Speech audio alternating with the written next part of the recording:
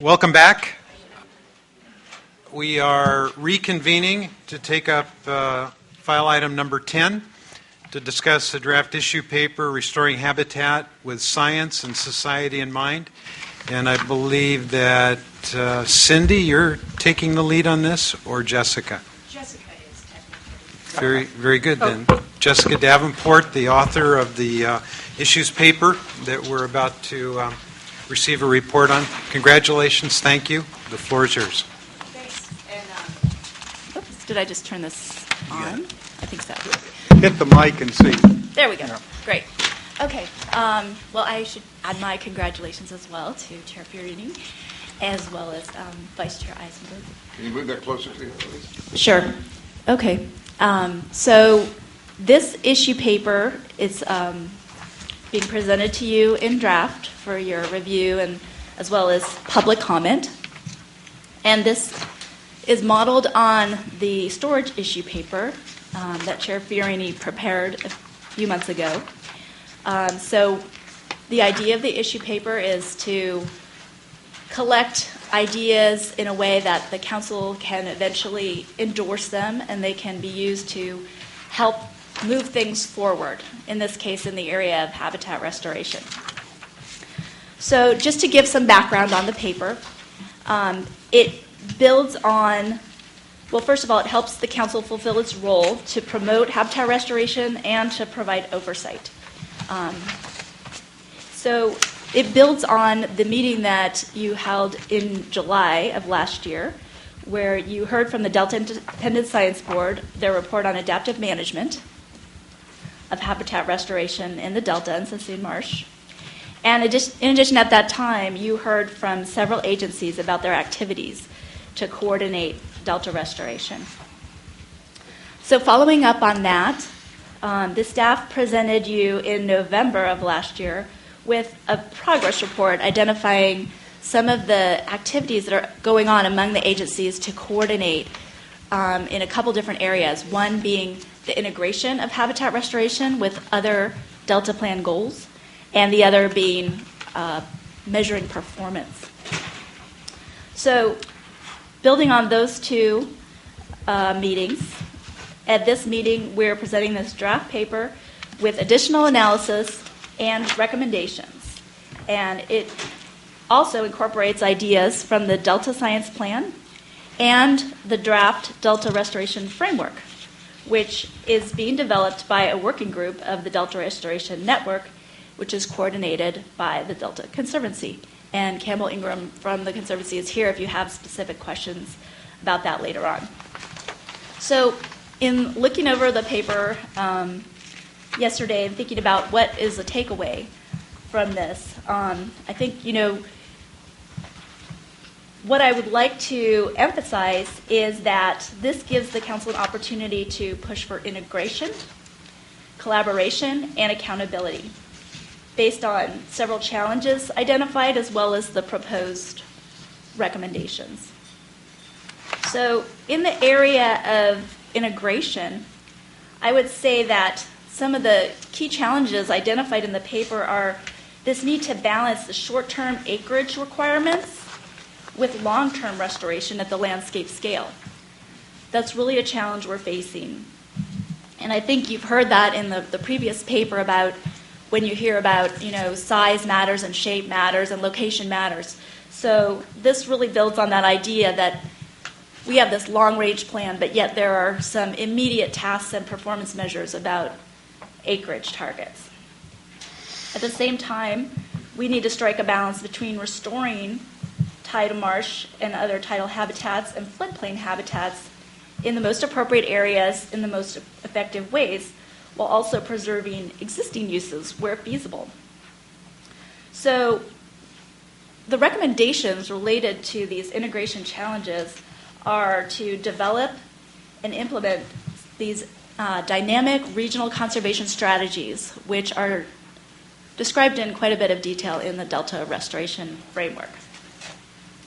But basically, those involve creating shared information, inventories of different habitat and economic and flood risk information, creating sets of interlinked models that are publicly accessible, and creating scenarios that enable the scientists and the stakeholders to understand what the trade-offs are of different restoration scenarios.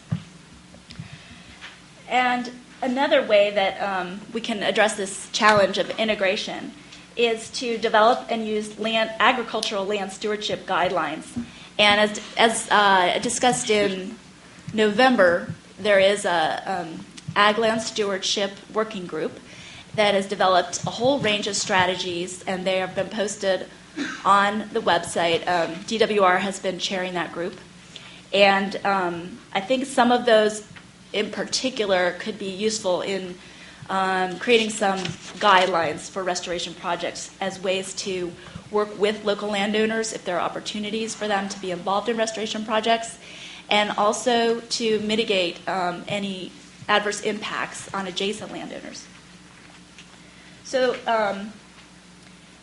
one thing that's very important is that as far as these efforts go, we're not in any way saying that current projects should stop. They should continue to be developed while these additional integration efforts move forward as well. And as much as possible, they should be informed by the bigger picture, but we understand that we have short-term goals, and those should be pushed forward quickly. So the other major theme that I see here is collaboration. And one of the challenges that has come up through the discussions that we've held is that there are complex procedures for state agencies to acquire property, and also that certain agencies have specialized skills in those areas, particularly with respect to acquiring land for habitat conservation or restoration. Another major issue that's come up as a challenge is the complex permitting requirements associated with habitat restoration. So our recommendations in this area of collaboration and coordination are first to look at the Delta Plan recommendation requiring restoring public land first where appropriate, and then buying private land. Also, working together to identify and use the best practices for land acquisition. And just in our discussions that we've held so far with agencies, we've already seen some interest in learning from each other and looking at which agencies have the most streamlined procedures for these types of habitat land acquisitions and take advantage of those procedures. Another area is permit coordination. And there's already some of that going on, but we see opportunities for more learning from best practices in other parts of the state potentially to improve permit coordination.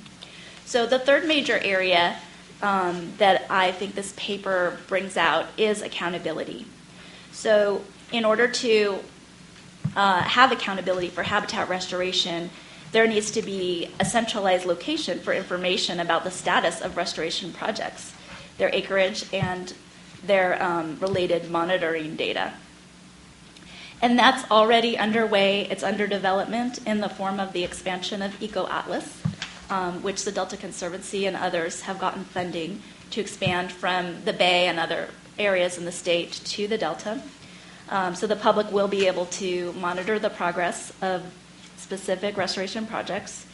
And also, there's already progress been made in terms of publicly accessible monitoring data through the estuaries portal.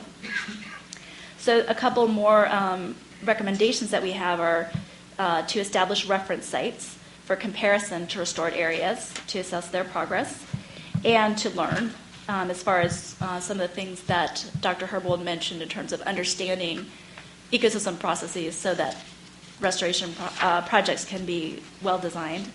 And also, we would suggest that the council ask DWR to report annually on progress toward the goals of the fish restoration program. So one of the things I would like to do is acknowledge that we have had informal discussions with other agencies and stakeholders, and we really appreciate all the input we've gotten so far. And we also look forward to getting additional input today. And as far as where we're going from here, I think I would just say that There is continued work ongoing with the Delta Restoration Framework, as well as the Ag Land Stewardship Group. There's continual work going on with Eco Atlas. We believe that the first fish restoration program annual report will be coming out soon. And as far as collaboration, we do hope to continue to talk with the agencies, and perhaps the Delta Plan Implementation Committee can play a role in some of these efforts to promote more collaboration. So thank you. I'll take any questions. Questions of Jessica? What is the, maybe I didn't misread this, what is the total restoration goal here in terms of acreage? Okay. What are we talking about? Well, there is a performance measure in the Delta Plan that calls for progress toward the habitat acreage goals in the biological opinions. So our Delta Plan is not a specific acreage goal, but we do take a look at what those acreage goals are and for what the biological opinions require. And those are 8,000 acres of intertidal and associated subtidal habitats, as well as restoration of 17,000 to 20,000 acres of floodplain habitat. And the requirement was for them to be completed within 10 years or by December 15th of 2019. And what I did with the help of other agencies and consultants was to pull together this table looking at what is the acreage that is currently in planning for restoration. And this is not just under the fish restoration program. It's under a variety of different programs. But just to get a sense of what's going on out there, because I think from the Delta Plan perspective, although we framed our performance measure in terms of the biological opinions, the Delta Plan has a vision that is much broader as far as habitat restoration. And so we wanted to look at all the different sources of habitat restoration. And one thing that's really important to note is that when an agency purchases land, that land has a certain acreage, of course, but that doesn't mean that all of that is going to become tidal marsh or subtidal associated habitat. Some of it might end up being upland, so it wouldn't count toward that specific goal in the biological opinions. This still could be very valuable habitat for other species that are considered important under the Delta Plan. So the target here for 2019 is roughly 30,000 acres. Well, for the floodplain habitat enhancement, but it's 8,000 acres for the tidal and associated subtidal. Okay. And I should note that most of the floodplain habitat is expected to come from enhancements to the Yolo bypass. Hank? Jessica, if you will. On page 3 of your draft, under location matters, about halfway down, it says the Delta Plan designates 6 areas that represent the most promising locations. And are these listed here? Is one of those 6 areas less subsided flood basins, another one river corridors? Oh, I'm sorry. They are listed, they're shown in Figure 1. They are listed after that as well. But they're more than 6. In other words, are these specific locations or are these types of places, like river corridors and less subsided flood basins? Well, that was just trying to give an idea of the types of habitats found within those areas. But the Delta Plan actually has geographic boundaries, lines drawn around the Yolo bypass, Cache Slough. It's on Sassoon Marsh. page 4. On page 4. And those areas are designated by hash marks and outlines. So there's nothing magic about 6, because there are more than 6 areas here, are there not? We, during the development of the Delta Plan, we initially had 5, and then we added a 6th in the final draft. So these are specific areas, not designated by property lines or description, Okay. but general areas within the And then Delta. on page 5, there would be certain segments within those general areas. Yes. Okay. Right. That wasn't clear. Thanks. Yeah, and then you can see on page 7 where those areas that are found in the table are actually located on the map, and I realize it would be nice to have an overlay of the 6 Delta Plan areas with those projects, so maybe we can do that for the next draft. Phil? Jessica, first I want to say, I think the fact that you're willing to put in writing and author a paper yourself that tries to consolidate this discussion is immensely helpful, and to your credit. We tend to get papers from our science folks in one form or another over the years, but from the planning department, I think it's particularly useful because you bring to bear on what is not just a scientific discussion. You bring to bear your skills of topology and human elements that are part of any planning process, which may get missed in a scientific discussion. Second thing this does is it reminds us that the implementation of these kinds of things requires a lot of work and a lot of effort. It fits into the implementation committee's discussion. I particularly liked your reminding us of what we've done because we have a tendency, like most people, to forget what we've done. I thought the chart, taking the chart from the Delta Plan, which is titled Figure 1 here, was useful. A couple of suggestions. The planned and potential tidal and floodplain habitat restoration project and their acreage, Table 1, which starts on page 5. Tell me where the lower San Joaquin floodplain appears in that list. Unfortunately, we don't have any projects. Okay, well, here's the thing. We've got the 6 identified areas of potential. But in fact, the lower San Joaquin floodplain is a defined project with boundaries, if I remember correctly, that were identified in the Delta Plan, which were taken from the agreement. Larry, refresh my memory, 7 local agencies in that neck of the woods had come together to identify, I'm pulling out of my memory, 8,000, 7,000 acres of potential flood. We're happy to be left out of this plan. I got it. Okay. But they came together, the local entities came together and identified, and that's one of the reasons that it was there. It is primarily a floodplain activity, but it has some tangential habitat benefits. Just a suggestion. When you do a planned and potential restoration project, we ought not to ignore the potential projects, particularly where there are local supporting agencies that have it on record, because the maps are great, but the project list becomes a way of kind of saying, gee, I didn't know all these things were going on at the planning stage or the development and construction stage. And so the thing I like about your paper is this almost becomes, Table 1 in particular, almost becomes a checklist of activities underway and pending that are referenced in the implementation committee once a year or twice a year or something, and are useful for us to remind ourselves. So that's just a suggestion that you ought to plug in all the things that are out there.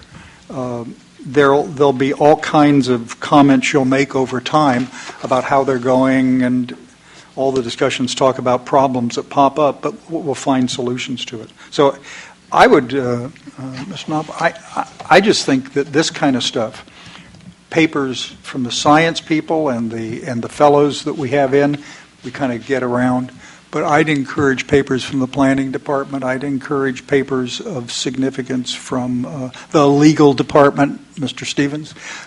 All those things are the way we can inform ourselves and provide a service to the public on a wide range of issues that are really important and inherent in the Delta Plan. I think it's terrific. Yeah, so.